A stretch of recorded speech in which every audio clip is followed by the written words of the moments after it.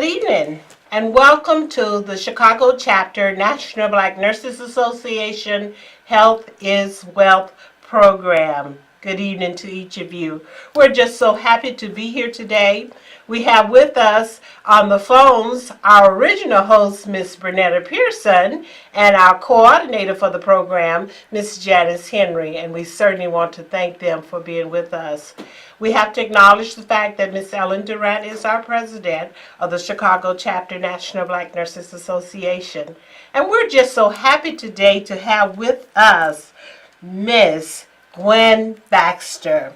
And Miss Gwen Baxter, I want you to tell us who you are and the name of your program and what brings you here to share with us today.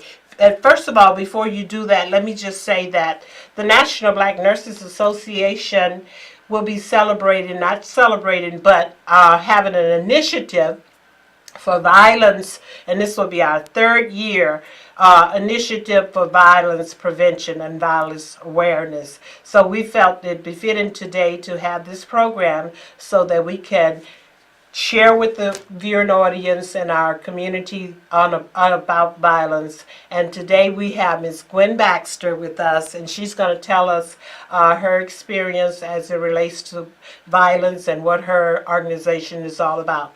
Welcome, Ms. Baxter. Thank you. Thank you for having me. You're welcome. My organization is called the Sisterhood, and it consists of mothers that have lost their children to gun violence. We've been organized together for going on 3 years now. We started December of 2015. Okay. One of the mothers wanted to do something. She wanted to write a book, so she decided that, she wanted to get some mothers together and just hear the stories and go on to writing this book. So as it would be, somebody reached out to me and introduced me to her, and we all were six of us, and we got together at my house and we discussed what they wanted. At that time, she just wanted to talk about a place where she could talk about her son and feel free to talk about him, because when you lose a child, sometimes the family, think that's it. They don't want to bring the name up for fear of offending a mother or not just bring the name up instead of rekindling the emotions. And so what I looked at it as, she wanted a support group. So me at that time, I had lost my son. I think it had been about 7 years for me at that time, 6 or 7 years when my son was murdered. And I really didn't, that's not something I wanted to do. I never had a desire, to help, to be sitting in a support group. And so I told him, I said, well, I'm more of an action person. I believe in being a voice for my child, making some noise and changing some policies or talking with people and having events or doing outreach. So she was like, well, yeah, she want to do that too. So that's when we formed the Sisterhood. And this is an organization that we really never want members. we really don't want new members. Yeah. But unfortunately, it was 6 then. It's almost up to about 50 or 66 something. Our numbers are extremely high. I try not to keep count of the membership because it really is just a sad thing. It's just sometimes it's overwhelming when you keep the numbers. But I deal with it every day. I see it every day. I'm victims of violence and families. I have to talk to families because I'm a hospital responder as well. So whenever someone's shot, stabbed, or really traumatized in the city of Chicago, I get a call. I have to go out to the hospital to speak to the victim, or majority of the time it's the victim's family because the victim is unavailable to talk. And so it's just, just one of those organizations that, you really can't, it's not something that you really want to highlight because, it's so sad. And I thank you so much, Ms. Baxter, and I can empathize with you because some of our members of our organization, they also have lost their family members, their sons and their daughters to violence, gun violence in particular. And certainly to have this sisterhood organization gives you a support. Absolutely. And a support that you, being a mother, truly needs. Absolutely. Because to lose a child, even naturally, there's a lot of trauma, mental trauma, yes. And even leads to physical trauma, high blood pressure, stress, and all of those things. And we certainly appreciate you sharing your story with us today. And getting a group together, I can imagine that that's a daunting task within itself, because each person that comes in brings their own sadness and their own grief to this organization, and certainly having each one to lean on Absolutely, absolutely. is a positive thing, and that's what we need. And simply, you need that, because if you were celebrity, you wouldn't have to worry about it, Right. because the support would be there. But because you're an ordinary mom, Yeah. then that focus is not on you. It's just another victim. Yes. And that to me would be devastating. That's the part would really hurt me, is that I'm just as my child's death, or my child's life, shall I say, was just as important as the next person's life. Absolutely. So we certainly appreciate you and your organization for being there for mothers. And when you say sisterhood, now what about other family members? How does that interface with your organization? Well, as you know, sometimes the mother is the one that's the keeper of the home, and it involves the family and children and stuff. So if the mother's not well, then the whole other part of the family. So sisterhood focus on the mothers, getting them to a place of healthy grieving, getting them back into the place of living life, because once they lose their child, they go into a dark space. Right. And it's no more joy, it's no more laughter, it's nothing that's funny to them anymore. It's just they stop living. Exactly. So with the sisterhood, what we try to do is empower each other through our own experiences, through love and our faith in God, because you gotta trust and believe God. A lot of times, when it's tragic things happen like this, the first thing a individual does is they be angry with God. God, why you let this happen? But they never say anything about the enemy, the evil part, the devil, Right. which I chose to call him the devil. Which he's the one that causes the evil. God is of good, So we try to get them to a place where they can see that they still have to trust God. They still, God is still in control, and to bring them up to live again. And we do it through our own personal experience and through having love. And the mothers that we have are just some of them are some really, really strong, powerful women. Wonderful, wonderful. So you have that support system, and you can always Yes, lean on each right. other. And once the mother is healed, then she can in turn begin to reach out and provide and heal for her family. We're looking to do something with siblings as well. Okay. In the near Wonderful, future. Wonderful. Sounds real good. Now, what are some of the things, and I'm going to, let me just interrupt first and just let the audience know how they can get in touch with us if they need be, okay? We are the Chicago Chapter National Black Nurses Association, okay? And our address is, thank you, P.O. Box 4612, Chicago, Illinois, 60680. Our phone number is 773-792-7222. And we meet every second Saturday of the month from 6 p.m. to 4 p.m. to 6 p.m. at the Lutheran School of Theology, 1100 East 55th Street. And certainly all are welcome to attend our meetings. And I will bring this announcement up again. Okay. All right. Thank you so much, Ms. Baxter, for joining us. And we also have joining with us today Denise Hall. Donna Hall. Thank you for the. I knew I would mess it up. I told you I would. Donna Hall, and she's also a member of Sisterhood. And she has also been victimized with her son.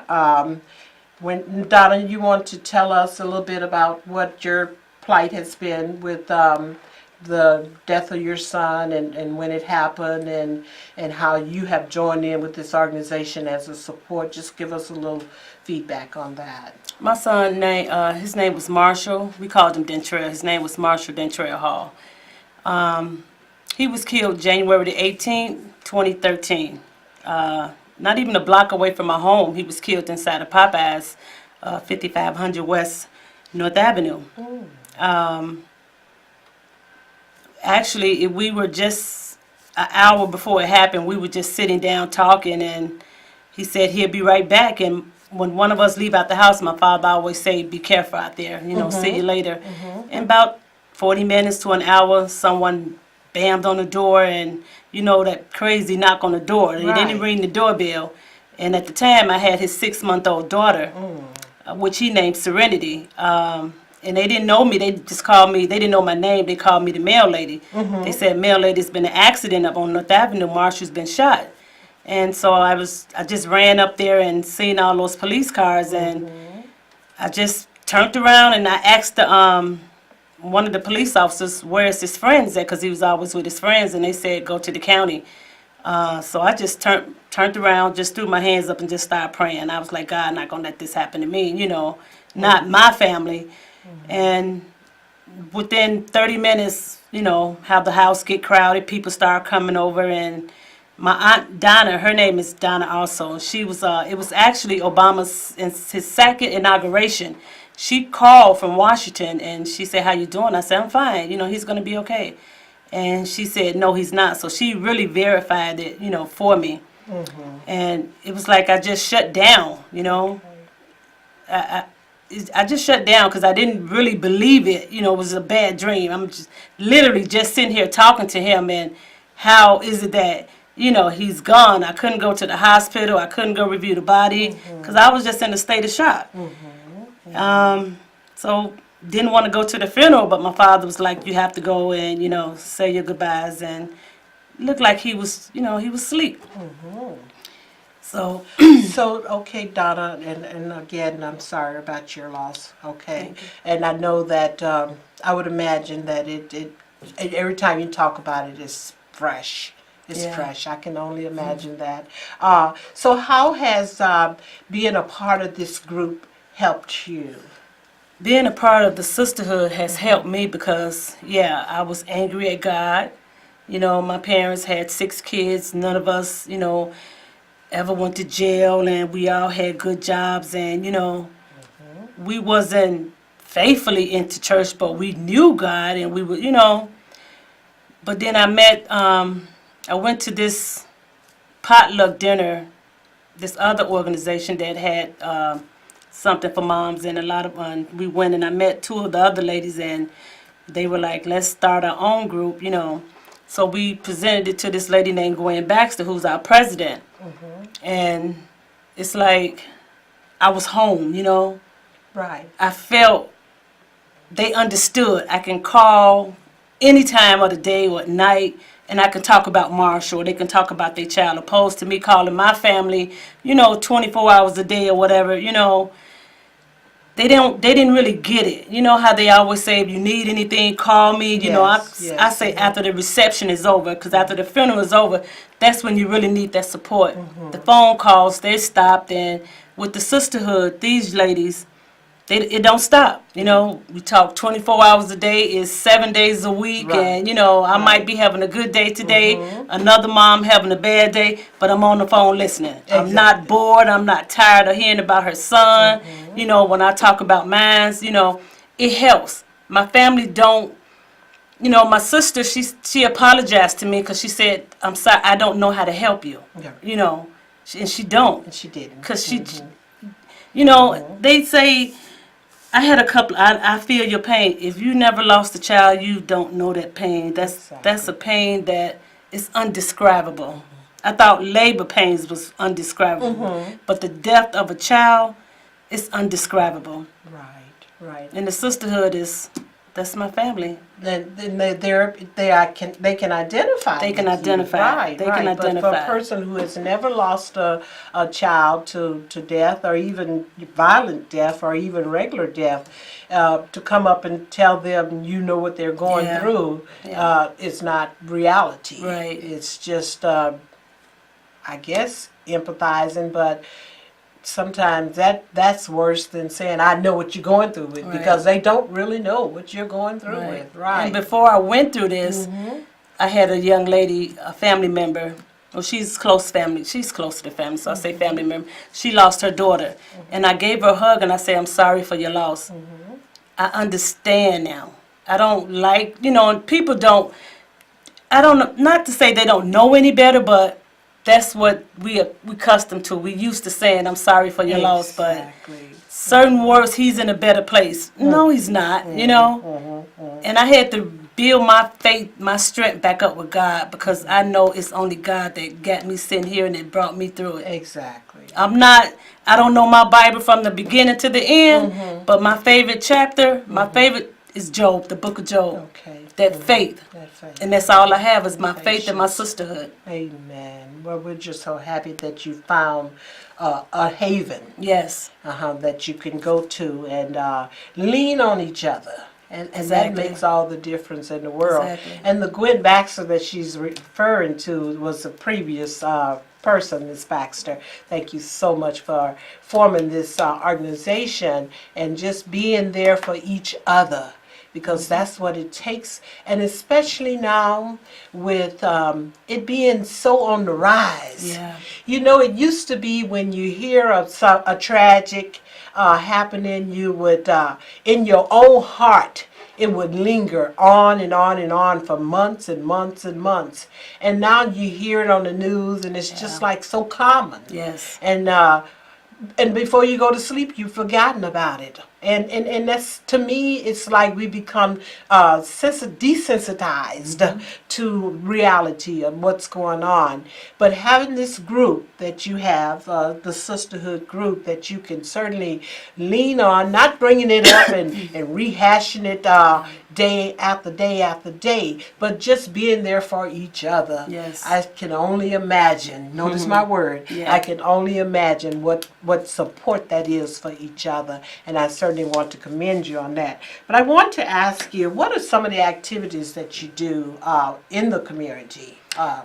We have parades. We have back to school parades. Okay. You know, we offer, you know, we give out little school supplies, you know, to the kids. And we actually, if a couple of us, if we see about 5 or 6 young men standing on the corner with their pants hanging down, you know, I don't know, it's something about, they respect us, you know. We'll go up to them and, you know, we talk to them and we let them know that we lost a son, and we let them know that we love them, you know, we care about them, you know. And that's basically what a lot of them need, just to hear that somebody care about them, somebody love them, you know. Your life is important. So they get to know you or your group through your awareness or through your involvement in the community activities. Yes. And I noticed in the handout that Ms. Baxter gave us at the meeting that some of the things that you do are cookouts, and you have musicals, and you have the music that they can relate to, I'm sure.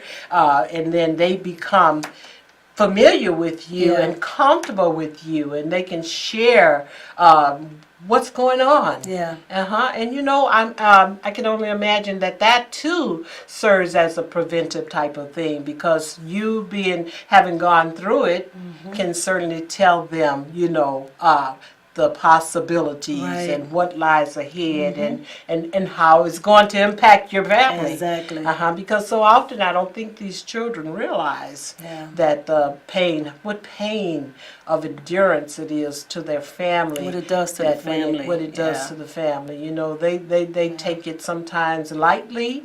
They take it, and even the siblings sometimes, if they're involved in certain things, they take it lightly. But the pain is really with the mother, the one who bore that child. That's where the pain is. So it certainly is a good thing that you all are doing. And I think I didn't hear you say it, and I didn't see it on the paper, but you did tell me, so I want you to tell the audience, what age group do the support start? Is it from once your child becomes a certain age, you no longer render that? It's no certain age. We don't discriminate ages. Unfortunately, no. It's no Okay. certain age. Okay, so if my 40-year-old, You're still a mother. I'm still You a still mother. love that child. Right, exactly. Okay, so that's good to know. You're still gonna grieve that child. That's good to know. That is really good to know. All right, so that's really good, and you're doing these different things in the community. I noticed you do a retreat, right? And you have motivational speakers that come out, Yes. and who is your targeted audience? Is it just the community, or is it those persons that you feel might be at that need this information, that may be at risk for being victimized? Who would be your targeted audience? That would be the community. The community at large. That would be the community. Okay, all right, very good. Okay, so are you affiliated with any other type of groups that? I'm actually involved with the VRS, the Violent Reduction Strategy, with the Chicago Police Department. Okay, Yeah. okay. Is that kind of like CAPS? Yes, it's some, yes. Yeah. Okay. And what do you all do on that level? What we do, it's a database. They know certain offenders, guys that's headed for trouble, that has a record, Right, uh-huh. and we go out and, instead of them seeing a probation officer, they will come to us, or sometimes we will go to them. Okay. Okay. And, I tell them, I speak from the community. I'm the voice of the community. I tell them the effect that gun violence have. If you Right. go out there and kill a person, you're not just killing that person. You destroying the mother. You destroying the child. It's another child growing up Exactly. fatherless. Okay. So it's the impact that you're gonna leave when you pull that trigger. Right. So what we do, we talk to you. We have different speakers, and we reach a lot of them. Okay. We actually reach a lot And of it's them. called VRS. VRS, Violent Reduction Violent Strategy, yeah. reduction. Okay. And being a part of this, I know you can't measure in numbers, but have you seen any type of results? Oh yes, yes. Results of Yes. diminishing the results. Okay. And are there any other type of organizations that you might be? Because we're going to wrap up in a minute. But this has been interesting. It really has, and especially for me because as a nurse, I know that I'll answer my question here because I'll get carried away With the that. ceasefire, yeah, that's again, that's like they're like more of first responders or hospital responders. They would go out and with Gwen, our president, by her being a hospital responder, she gets firsthand on somebody that's getting injured or deaf, Right. And she would bring that mother in. She would give the mother her card, and, we would talk to her. Either she's on the south side or west side, it doesn't matter. Right.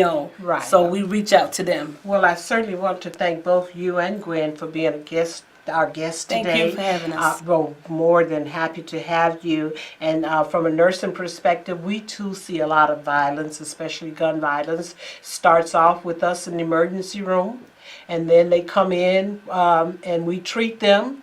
And then we don't know what's following them. We don't know if the perpetrator is coming behind them. Right. Then we take them to the floors, and we have to be very careful. We also, now we're doing more community nursing, and we go out into the communities also. So we're at risk. Yeah. So being a part and knowing what's out there and knowing what's available, the support system certainly makes a difference. And we want to say kudos to your group, Sisterhood, for taking time. Ms. Gwen, I know that you're very busy. I know that being an organizer and then being the person that they call when there is a violence, that really makes you really busy. But we appreciate you coming and sharing with Black nurses and the viewing audience today your plight and what you're doing in the community as it relates to bringing that sisterhood together. And that's what it's all about.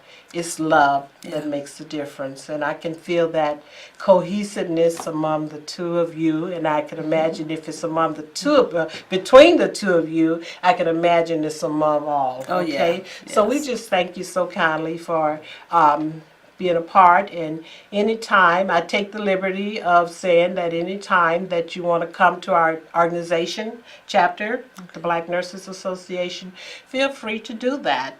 Just give us a call. Ms. Baxter has the number, and we will certainly put you back on the calendar because we can't talk enough about it, and we Right. can't be have enough support so that everybody is abreast of what's going on. And like I said, we have members in our organization, that some speak it and some keep it. And I think it's to keep it, you are involved with it. And I think you need to let it out as your organization allows you to do. So we certainly want to thank each one of you and thank you so much for viewing with us today. And we will see you next month. Thank you. Bye-bye.